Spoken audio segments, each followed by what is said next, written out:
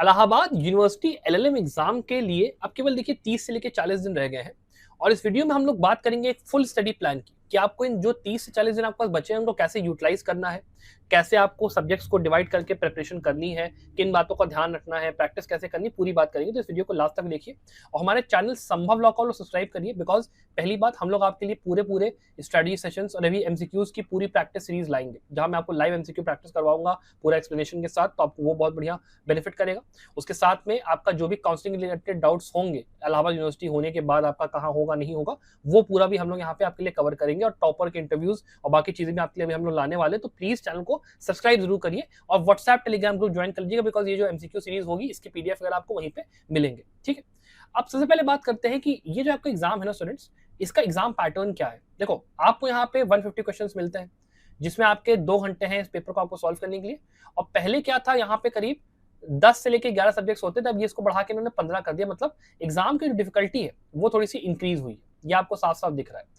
तो इसलिए तैयारी करना हमको थोड़ा सा इंपॉर्टेंट हो जाता है कि हम अच्छे से तैयारी करें, भले नेगेटिव मार्किंग ना हो लेकिन भैया हमको ये प्रेशर है कि हमको सारे के सारे 150 एमसीक्यूज पूरे पूरे करने हैं और अगर हम कहीं गलती करेंगे तो बाकी लोग तुक्का मार के ही सही अगर मान लो आंसर निकालेंगे तो आपको सीट में फिर मिलना मुश्किल होगा। प्लस एक आध पॉइंट्स और है जो मैं आपको बताऊंगा कि भाई जो कि इस एग्जाम को डिफिकल्ट क्यों बनाता है। पहली बात तो ये है कि आपका जो इलाहाबाद मेन वाला है उसके अंदर की नंबर ऑफ सीट्स है वो कम हुई है, डिक्रीज हुआ है नंबर ऑफ सीट्स। ठीक है, दूसरा कारण ये है कि भाई ये जो 3 ईयर का रूल है एलएलएम के अंदर में आपको पता है कि भाई आता है इंसान करने बिकॉज प्रैक्टिस अब हमको करनी है जुडिशरी के लिए। और इलाहाबाद यूनिवर्सिटी इसलिए एक अच्छा ऑप्शन होता है बिकॉज यहाँ पे आपका क्लासेस वगैरह कम होती हैं, प्लस आपको इलाहाबाद के अंदर में हाई कोर्ट भी मिलता है, डिस्ट्रिक्ट कोर्ट भी मिलता है, तो आपके पास मल्टीपल अपॉर्चुनिटीज इंटर्नशिप करने की। प्लस यहाँ का कोचिंग का सिस्टम बहुत ही ज्यादा अच्छा है, तो आपको आराम से आपको कोचिंग करनी है, 2 साल तैयारी करनी है जम के, तो इलाहाबाद से अच्छा शहर मिलेगा नहीं आपको। और प्लस यहाँ की फीस भी इतनी कम है तो इंसान चाहता है कि इलाहाबाद यूनिवर्सिटी मेरा हो ही जाए। तो इसीलिए यहाँ पे तैयारी आपकी सॉलिड होनी चाहिए बिकॉज कोई भी बंदा इस बार अपनी सीट नहीं छोड़ेगा। और इसी के लिए अब मैं बात करूं कि आप जैसे एग्जाम के पॉइंट ऑफ व्यू से देखोगे तो आपको किस टाइप के क्वेश्चंस देखने मिलते हैं। आपको देखने मिलते हैं सेक्शन बेस्ड क्वेश्चंस, डेफिनेशंस के ऊपर क्वेश्चन आ जाएंगे कि आप एक्सप्लेन बता दो कि डेफिनेशन सही कौन सी गलत कौन सी है। लीगल प्रिंसिपल्स के ऊपर आपको ऑब्वियसली बात है बैराक बेस्ड क्वेश्चंस और प्रिंसिपल्स के ऊपर क्वेश्चन। लैंडमार्क जजमेंट्स आपके जो होते हैं जिसमें आपके लैंडमार्क केवल वो वाले नहीं जो कि आप बेसिकली पढ़ते हो अपने नॉर्मल थ्योरी में, जो रिसेंट में भी जजमेंट्स आते हैं जो भी आपके 2026 में 25 में 24 में आए उनको भी यहाँ पे पूछा जाएगा। ज्यूरिस्प्रूडेंस के पॉइंट ऑफ व्यू से ज्यूरिस्प्रूडेंस के स्कूल्स, कॉन्स्टिट्यूशनल डॉक्ट्रिन्स और बाकी कई तरीके के क्वेश्चंस आपको मिलेंगे इस एग्जाम के अंदर। और इन एग्जाम्स के अंदर की अगर हम लोग बात करें तैयारी के पॉइंट ऑफ व्यू से तो देखो यहाँ पे आपके पास कितना टाइम है, यहाँ पे 21 से लेके 27 के बीच में एग्जाम होने का है। 3rd वीक ऑफ जून यहाँ पे टेंटेटिव डेट दी है। अभी आप अगर ये वीडियो मान लो देख रहे हो अभी मान लो 13, 14, 15, 16 कभी भी जून में या अभी यहाँ 20, 22 के आसपास कभी भी देख रहे हो तो आपके पास करीब 30 से लेके 40 डेज का सीधे सीधे टाइम है और इस टाइम को आपको बहुत अच्छे से यूटिलाइज करना है। अब यूटिलाइज करने का तरीका क्या है उस पर बात करते हैं। तो हमारी प्रिपरेशन की बेसिकली फिलॉसफी क्या होगी, हम तैयारी कैसे करेंगे। पहली बात तो हमें काफी हद तक एक्सेसिव ब्रेथ रखनी है कि हमें सारे सब्जेक्ट्स को अच्छे से पढ़ना है। हमको कोशिश ये करनी है कि जितना हमने पढ़ा है उस चीज को हम अच्छे से रिवाइज करें, जो चीज हमने अभी तक नहीं पढ़ी है उसको हम अच्छे से पढ़ें और फोकस रखें एमसीक्यूज के ऊपर और पीवाईक्यूज जो आपके हैं उसके ऊपर भी जितना हम लगा पाए उतना आपके लिए अच्छा रहेगा। प्लस हम लोग ये प्रायोरिटाइज करें कि जो हमारे हाई ईल्ड टॉपिक्स हैं जिसमें से हर साल क्वेश्चंस आते हैं, जो इंपॉर्टेंट टॉपिक्स हैं उनको हम ज्यादा यहाँ पे प्रिपेयर करने की कोशिश करें और एक्यूरेसी जितना हो सके उतना अच्छा हम कोशिश करें लाने की। ब्लाइंड अटेम्प्ट ना ही करें तो अच्छा है बिकॉज नेगेटिव मार्किंग भले हो लेकिन आप जितना ज्यादा क्वेश्चंस को सही करोगे उतना आपके लिए अच्छा रहेगा। अब आगे बात करते हैं हमें कि सब्जेक्ट्स को हमको 3 पार्ट्स में डिवाइड करना पड़ेगा बिकॉज प्रायोरिटी वाइज यहाँ पे प्रिपरेशन अगर करोगे तो बढ़िया रहेगा। सब्जेक्ट प्रायोरिटी नंबर 1 आपकी constitution, jurisprudence, contract, torts, BNS, public international law, admin law, ये आपका होना चाहिए बिकॉज इसमें से आपको देखेंगे मैक्सिमम क्वेश्चंस आते हुए। और ये सबसे इंपॉर्टेंट पार्ट इसलिए है बिकॉज मैक्सिमम क्वेश्चंस अगर आप इन सब्जेक्ट्स से सही कर लोगे बिकॉज आपने लॉ स्कूल में ये सब्जेक्ट्स पढ़े हैं अच्छे से तो ये आसानी से आपके रिवाइज भी हो जाएंगे। फिर सेकंड प्रायोरिटी पे आपके वो सब्जेक्ट्स हैं जिसमें से थोड़ा आसान भी हैं सब्जेक्ट्स और थोड़ा इसमें से क्वेश्चन थोड़े कम भी आएंगे, जिसमें आपका हिंदू लॉ, मुस्लिम लॉ एक हो गया, प्रॉपर्टी लॉ टीपी आपका हो गया, ह्यूमन राइट्स आपका नया ऐड हुआ है वो आपका नया सब्जेक्ट है, इंटेलेक्चुअल प्रॉपर्टी राइट्स का ये नया सब्जेक्ट है, तो इसको आपको थोड़ा सा ठीक ठाक तरीके से करना है। और फिर जो लास्ट प्रायोरिटी और सब्जेक्ट है ये वो सब्जेक्ट है जो बिल्कुल छोटे छोटे हैं और जिसमें से उतने क्वेश्चन आने का सेंस बनता नहीं है लेकिन ईजी रहेंगे। तो आपको sales of goods act, partnership act, environment law और इन्फॉर्मेशन टेक्नोलॉजीज एक्ट, ये आपका 3 पार्ट में हमने डिवाइड करा कि इसको हमको ऐसे तैयार करना है। तो ये हो गई हमारी सब्जेक्ट वाइज कि हमको प्रायोरिटी कैसे रखनी है। अब ये समझ लेते हैं कि इनको हमें कितने दिन दे के कितनी कितनी पढ़ाई करनी है, किन टॉपिक्स पे ज़्यादा ध्यान देना है, वो देख लेते हैं। लेकिन देखिए उसके पहले स्टूडेंट्स, अगर आप तैयारी करना चाहते हो मेरे साथ मिलकर मेरी मेंटरशिप के अंदर में, जहाँ पे आपको एक ऐसा कोर्स मिलता है जिसमें फुल कंप्लीट कवरेज हो पूरे सिलेबस का। मतलब आपको एग्जाम के पॉइंट ऑफ व्यू से जितनी पढ़ाई करनी है, लेक्चर एक एक चीज़ का दिया हुआ है, स्टडी मटेरियल हर चीज़ का दिया हुआ है, एग्जाम के हिसाब से दिया हुआ है। तो अगर आपको तैयारी करनी है, उसके साथ में आपको डिटेल्ड एक पूरा क्वेश्चन बैंक भी मिल जाए, जिसमें पैटर्न के हिसाब से आपको क्वेश्चन सारे मिल जाते हैं। 5 फुल लेंथ मॉक पेपर्स उसमें आपको मिल जाते हैं, और उन मॉक पेपर्स के अंदर हर क्वेश्चन का डिटेल सोल्यूशन, परफॉर्मेंस एनालिसिस पूरा मिलता है। और साथ में मेरी मेंटरशिप अगर आपको चाहिए, मेरे स्ट्रेटजी उसमें चाहते हो तैयारी करना, तो केवल हमारे कंप्लीट इलाहाबाद एलएम कोर्स में आप अभी 1699 में एनरोल कर सकते हो। 1799 नहीं, इसका हम लोगों ने कम कर दिया है, तो 1699 में अगर आपको एनरोल करने का मन है, चेकआउट इसको आप कर सकते हो। बहुत बढ़िया से 30-40 दिन में आपकी बढ़िया तैयारी आपकी होगी। अब बात करते हैं इस बारे में कि आपको जो अपने टाइम को डिवाइड करना है ना, वो कैसे डिवाइड करना है। अब मान लो ये वीडियो आप कभी मान लो ये मई में, कभी मान लो 20-21 के आसपास से कभी भी देख रहे हो, तो आपके पास 30 से 40 दिन का मोटा मोटा टाइम है यहाँ। तो मेरे हिसाब से आपको अपने पहले के जो 20-25 दिन है उनको रखना चाहिए तैयारी के लिए। मतलब आप ये समझ को कि 13 तारीख तक हमें कोशिश करनी है सिलेबस को कंप्लीट करने की, और आखिरी के जो हफ्ता पूरा बचा है हमारे पास, ठीक है, इसको हमें कोशिश करना है कि हम प्रैक्टिस जितनी हो पाए उतना करें, और रिवाइज जितना हो सके उतना करें एमसीक्यूज का। उससे बेटर कुछ नहीं होगा। इस तरीके से तैयारी आपके लिए बेस्ट रहेगी। अब उसको करने के लिए पहला आपका हम लोग बात करेंगे डेली शेड्यूल की, कि आपको कितना टाइम देना चाहिए। देखिए कोर सब्जेक्ट की जो आपकी स्टडी है, कोर जो पढ़ाई है आपकी, उसको आप रोज 4 से लेकर 5 घंटे का टाइम दो। लेक्चर्स देखना, किताब से पढ़ना, कुछ भी करना, उसको आप दो।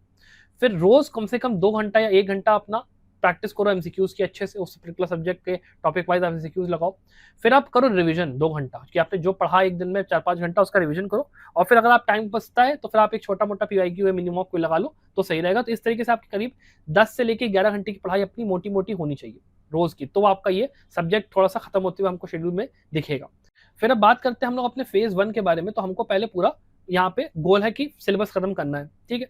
उसके लिए पहला वीक प्लान हमें क्या करना है कि हमें 1 से लेकर 3 दिन, फर्स्ट के पहले 3 दिन कॉन्स्टिट्यूशनल लॉ के लिए आप दो आराम से, और इसमें आप चाहो तो एडमिन लॉ को भी ऐड कर सकते हो इसके साथ में, वरना इसको बाद में भी करना आप कर सकते हो। फिर 2 दिन का टाइम अपना आप दे दो आराम से ज्यूरिस्प्रूडेंस के लिए, ठीक है। फिर कॉन्ट्रैक्ट और सेल्स ऑफ गुड्स एक्ट को आप 2 दिन का टाइम दीजिए, बिकॉज दोनों सब्जेक्ट को साथ में आपको पढ़ना है, सिंपल सी बात है। ये आपका एक पहले हफ्ते का प्लान है। फिर इसमें आपको कॉन्स्टिट्यूशनल जो इंपॉर्टेंट केसेस आपको थोड़े से, मतलब कृष्ण भारती, मेनका गांधी, मिनर्वा मिल्स, सर बोमाई, पुट्टा स्वामी, ये सब आपने देखते हुए चलो। इसके लिए एक सोर्स मैं आपको बताऊंगा, SC observer, free of cost source है, इसको आप यूज करो। एससी ऑब्जर्वर पे क्या है ना, आपको जितने ये लैंडमार्क केसेस होते हैं ना अभी रिसेंट वाले 2024 के, 25 के, 26 के, ये सब आपको मिल जाएगा। इसके आप बस जाना डिसाइडेड सेक्शन को खोलना, वहां पे आपको सब कुछ मिल जाएगा, तो उसको आप जाके पढ़ लो, आराम से आपका बढ़िया तैयारी हो जाएगी। फिर देखो वीक 2 के अंदर आपको क्या करना है, आपको 2 दिन करीब टॉट्स को, फिर करीब 2 दिन का आपको बीएनएस को, और फिर 2 दिन का टाइम हमको पब्लिक इंटरनेशनल लॉ को देना है। उसके बाद तीसरे हफ्ते में हमको 1 दिन एडमिन लॉ को, 1 दिन हिंदू लॉ, 1 दिन मुस्लिम लॉ, 1 दिन प्रॉपर्टी लॉ, इस तरीके से जाना है। फिर 19वें दिन में हमको ह्यूमन राइट्स और एनवायरमेंट लॉ को थोड़ा थोड़ा देख लेना है, मोटा मोटा हमको छोटा छोटा तैयारी करना है। और 20वें दिन में हमको आईपीआर, आईटी लॉ और पार्टनरशिप को देख लेना है, बिकॉज ये सब्जेक्ट हमको पता है कि लोएस्ट प्रायोरिटी हमारे उसमें आते हैं, तो उससे ज्यादा टाइम हमको देने की जरूरत नहीं, ठीक है। ये हमारा हो गया। अब इस पे आते हैं कि हमको किन टॉपिक्स पे ज्यादा ध्यान देना है, किस पे हमको कम ध्यान देना है। लेकिन उसके पहले मैं फिर से कहूंगा, अगर आप चाहते हो तैयारी करना और आपको पता है कि कम टाइम रह गया है, इतने सारे सब्जेक्ट्स पढ़ने हैं, कैसे लगाऊंगा, क्या करूंगा, तो आप एक बार आप हमारे साथ कोर्स ज्वाइन करने का सोच सकते हो।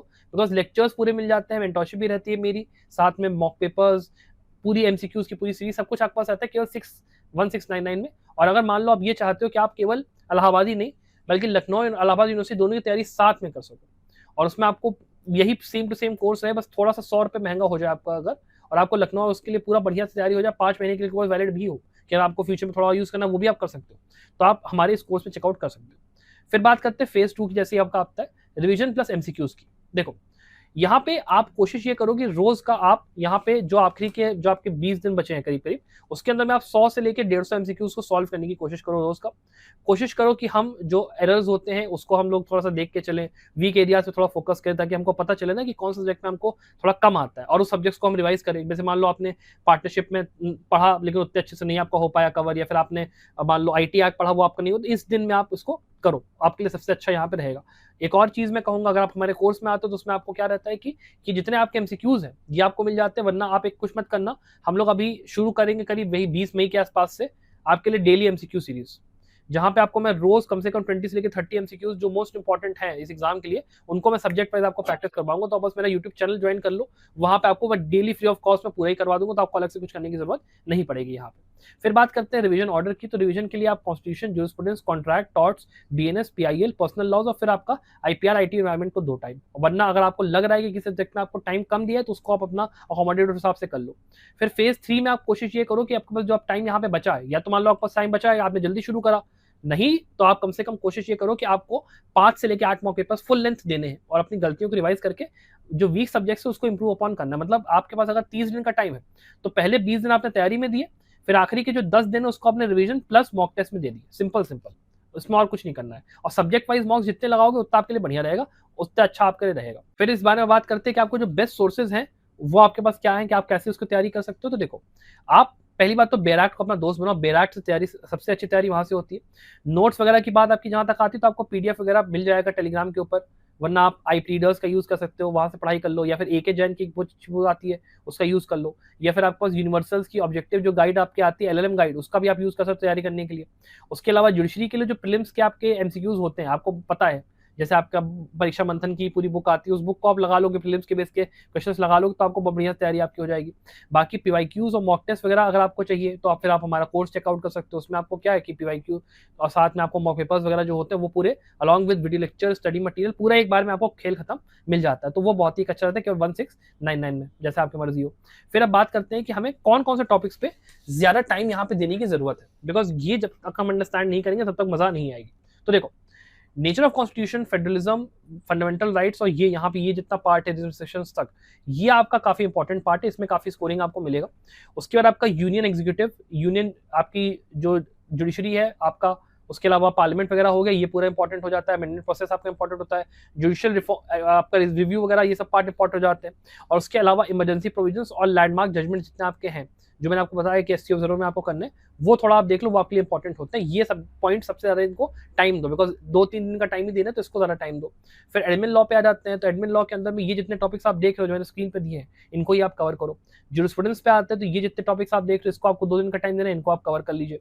उसके बाद बीएनएस पे आते हैं तो बीएनएस के अंदर में मैंने बेसिकली जो मेन चीजें दी हैं इनको आप कवर करो, और कोशिश ये करना कि आईपीसी प्लस बीएनएस के जो मेन फंडामेंटल चेंजेस आए हैं उनके ऊपर आप खास ध्यान दो, उसमें से क्वेश्चन ये लोग जरूर पूछेंगे। फिर से मैं कहूंगा तैयारी करने के बाद मेरे साथ देख सकते हो, वरना लॉ ऑफ कॉन्ट्रैक्ट पर अगर हम लोग आते हैं तो ये जितने टॉपिक्स हैं इनको आप अच्छे से कर लो। फिर सेल्स ऑफ गुड्स एक्ट और पार्टनरशिप एक्ट के अंदर में इन टॉपिक्स भी मेंशन किया है, इनको अच्छे से कर लीजिए। लॉ ऑफ टॉर्ट्स के लिए ये टॉपिक्स, फिर हिंदू लॉ के अंदर में ये टॉपिक्स, मुस्लिम लॉ के लिए ये टॉपिक्स, आप इसके स्क्रीनशॉट बेसिकली लेते चले जाओ। और फिर आपका आता है प्रॉपर्टी लॉ। प्रॉपर्टी लॉ के लिए आप इन टॉपिक्स को देख सकते हो एक बार, आप आईपीआर के लिए इन टॉपिक्स को देख सकते हो। फिर इन्फॉर्मेशन टेक्नोलॉजीज के लिए इस पर्टिकुलर टॉपिक्स पे काम करना ठीक रहेगा। पब्लिक इंटरनेशनल लॉ की बात करते हो तो ये जितने टॉपिक्स आपके हैं प्लस आपके ह्यूमन राइट्स के जो टॉपिक्स हैं इनको आपको कवर करने की जरूरत है। और लास्ट की जो 7 डेज आपके जो बचेंगे उसमें आपको रिवीजन, मॉक टेस्ट वगैरह करना है, लेकिन नए बुक्स और यूज कमेंट्रीज को पढ़ने की गलती मत करना, वरना फिर बहुत ओवर आपके लिए हो जाएगा। तो आई होप आपका ये जो वीडियो है इसके थ्रू मैंने आपको मोटा मोटा जो फ्री सोर्सेज होते हैं वो भी बताए हैं। अगर आपको पेड सोर्सेज का मेरे साथ तैयारी करनी है वो भी आप कर सकते हो। अपार्ट फ्रॉम दिस, अगर आपको वीडियो अच्छा लगा तो वीडियो को लाइक और सब्सक्राइब जरूर करिएगा। Thank you very much watching this video.